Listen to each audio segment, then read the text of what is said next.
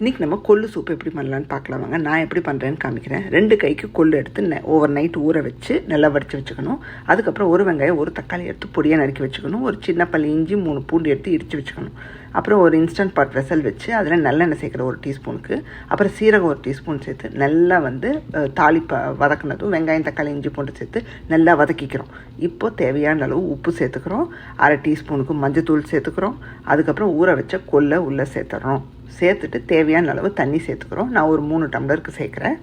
அதுக்கப்புறம் ஒரு பச்சை மிளகாயை கீரி உள்ளே சேர்த்துக்கிறோம் காரத்துக்கு. இப்போது குக்கரில் 10 நிமிஷத்துக்கு நான் வேக வச்சுருக்கிறேன். நீங்கள் ஒரு 4 விசில் வச்சு எடுத்துக்கோங்க. நல்லா வெந்து வந்ததும் நான் ஹேண்ட் பிளெண்டரை வச்சு லைட்டாக க்ரஷ் பண்ணிக்கிறேன். அப்போ தான் உங்களுக்கு இஞ்சி பூண்டு பச்சை மிளகாயோட எசன்ஸ் எல்லாம் கொஞ்சம் இறங்கும். வடித்ததுக்கப்புறமா இந்த பருப்பை தூக்கி போடாதீங்க. சுண்டல் மாதிரி நீங்கள் சாப்பிட்டுக்கோங்க, சூப்பராக இருக்கும். ஒரு சாஸ்பேனில் வடித்த அந்த தண்ணியை ஊற்றி பெப்பரும் கொஞ்சம் கொத்தமல்லியும் தூவி நல்லா ஒரு கொதி வச்சு இறக்குனீங்கன்னா உங்களுக்கு கொள்ளு சூப் ரெடி. ரொம்ப